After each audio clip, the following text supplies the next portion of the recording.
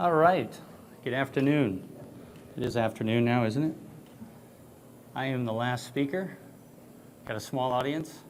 I'm here to talk to you about some of the challenges with CSFC and how you might be able to actually get a CSFC deployment effectively on the battlefield at the edge. How many folks in the audience are at all addressing CSFC architectures and trying to implement anything? Anyone? Okay, there we go.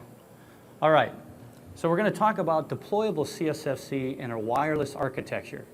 Before we get started, a couple things I want to point out. For those that are struggling with CSFC, one of the things you'll realize is right now on the battlefield, all wireless devices are essentially tethered into some kind of access node. And everybody is implementing the wireless LAN CP for CSFC.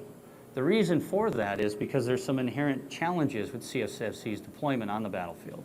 And there's some struggles. So right now, unless you're going to get a device through DMCC or DMUC, you have a hard time getting untethered with an Android device.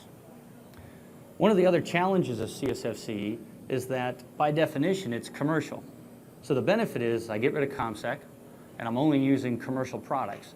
The bad news is, because it's pure commercial, it can't connect into your traditional infrastructure, meaning your Type 1 classified infrastructure, because the two don't mix, and NSA doesn't want them to mix in an obvious fashion.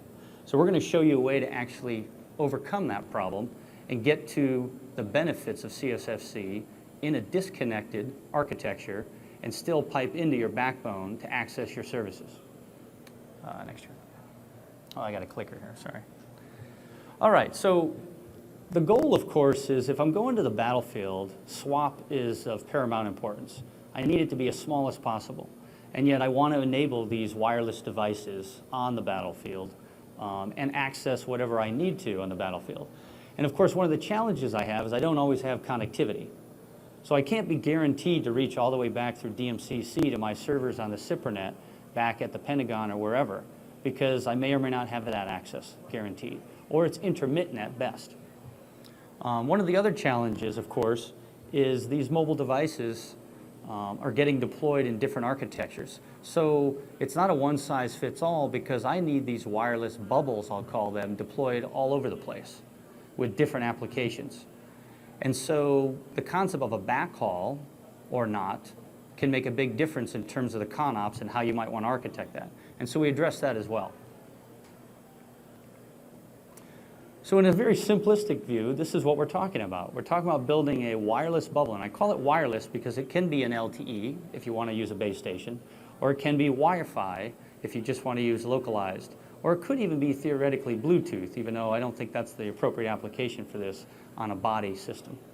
So what you're talking about is now I can untether my wireless devices. So I can use my cell phone, I can use my tablet, my Panasonic Toughbook, I could potentially use a laptop. And I can communicate these over this wireless bubble, whether it's through Wi-Fi or LTE, to an access node. Now the difference is that access node has a HAIPE device for reachback. So the first thing you realize is now I'm going to connect this wireless device to that node, and then through the HAIPE network access anything I want on the back-end network, meaning SIPRNet. Now that doesn't mean I have to deploy it. I can have it anywhere I want. So I got choices. And what we show here is we're kind of showing the whole thing going all the way back to Fort Meade, DISA in particular, because this is not designed to be an alternative to DMCC. It's basically a more optimized solution for tactical or forward deployments at the edge when you don't have connectivity guaranteed. So those who are familiar with the capabilities packages, most of the CSFC implementations going on right now are on the wireless LAN side. Because as I mentioned earlier, people are tethering their devices. So they tether their devices basically with a red link to a tactical radio or to a router access point. And then they do a CSFC architecture from the access point back to wherever their data center is. The problem with that is that's why they can't untether it, because that last connection is red. Because CSFC is not terminating in the mobile device, it's terminating in the access point, which is fine if I'm on a campus environment in a building where I have other protection and OPSEC, such as guns, gates, and guards. but that's not going to work on the battlefield. And so the challenge, and the reason NSA won't let you untether that device, is because of that red link. And if you radiate that in the red on the battlefield, that's open, not permissible. So the question is, how do I get the CSFC terminated all the way at the device and still have the reach back? And I don't want to have two links of CSFC because then I still have that red center. So what I'm going to do is I'm going to get rid of that red center by moving it into the HAIPE device. By doing that, that red center is now in a ComSec controlled device boundary, hence I can put it in a forward deployed application. And so what this architecture is showing you is this is a diagram right out of the mobile access capabilities package, and it shows you how the two layers create a gray center exposure in CSFC. And what's in that green bubble, essentially, we're going to put into the HAIPE device. So this is what it looks like from a general architecture standpoint. Again, the device on the end, which again can be whatever devices you want to use, untethered, communicating wirelessly, and they're now going and talking to the KG250. This is a software modification to a HAIPE device. So the HAIPE devices that the Army's already bought lots of, the KG250X that's already in field, can be software upgraded to enable this wireless CSFC implementation.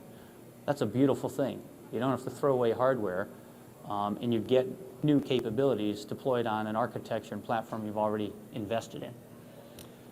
So what's really happening is the HAIPE device is now acting like the gateway VPN product in a CSFC architecture, because I'm going to terminate the outer VPN tunnel from the device to the HAIPE device. And then I can basically have a red data center on the back end, which could be forward deployed all the way to a man pack in a platoon, if I wanted it, with a set of data software services for that platoon's operations.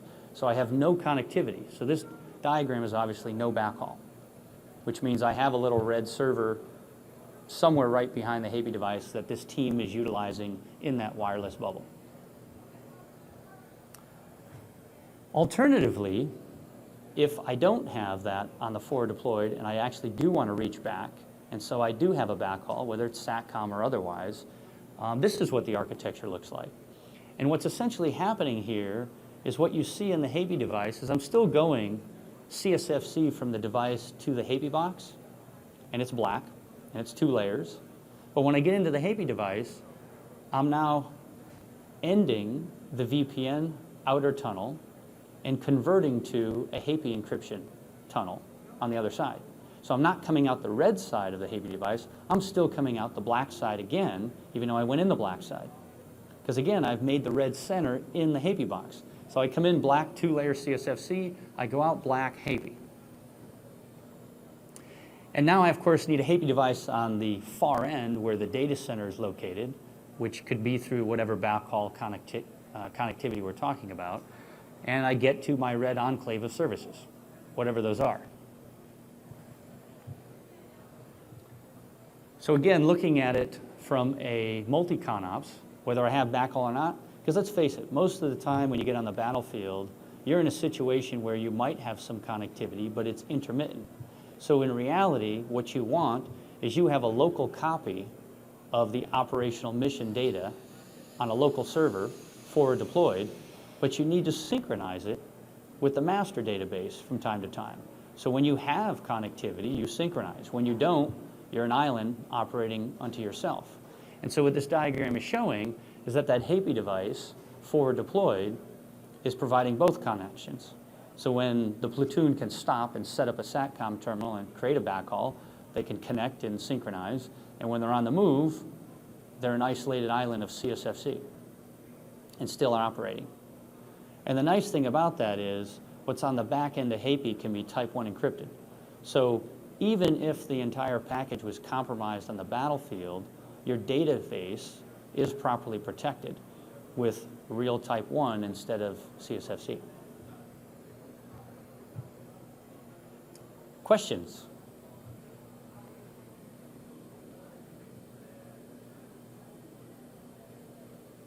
I could have took a lot more time since we're running so fast, but I didn't bring those slides.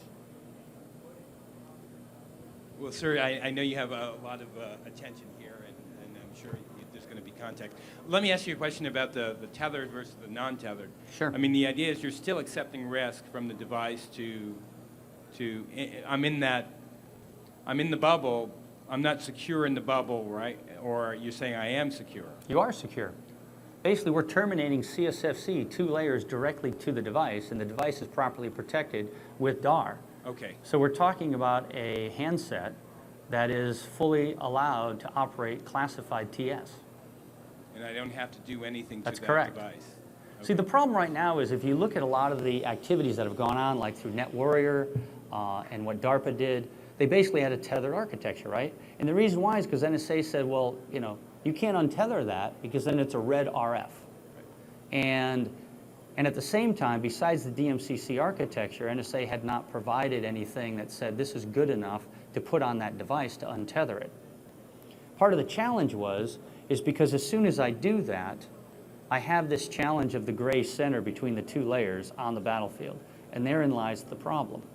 So they're okay having that as a physical cabled connection tethered between the device because it's on the physical soldier, and the assumption is, well, if he's alive and he's operating, he's there by definition, gates, guards, guns, protecting the red link.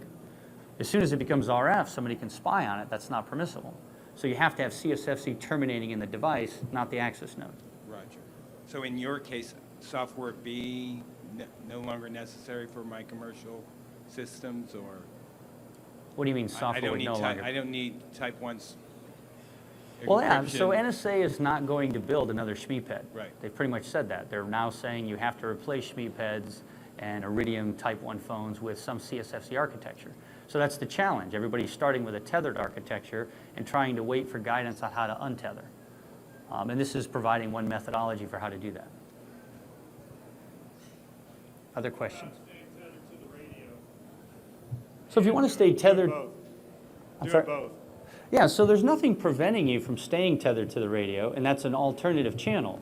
So what I'll say is this concept of bridging to HAIPE, theoretically it can be applied to bridging to any Type 1 node.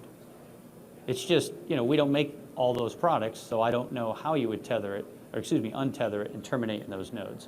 But the concept could be applied to theoretically any Type 1 node. You dependent on a commercial solution for classified approved handheld device to do that, or can you be handheld agnostic? So right now our architecture can operate on any Android device that has Lollipop or later OS. We can't do it on an iOS device yet.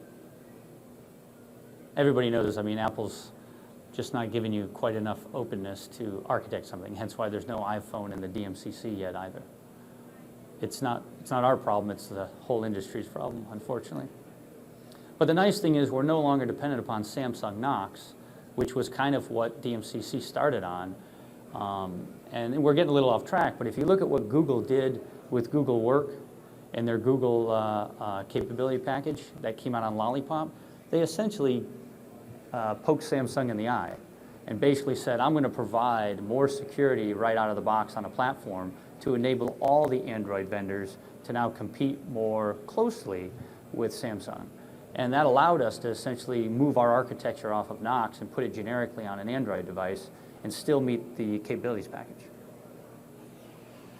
So it's a great breakthrough where Google actually helped us. When I say us, I mean the government, all of us. Other questions? Thank you, sir. All right, thank you.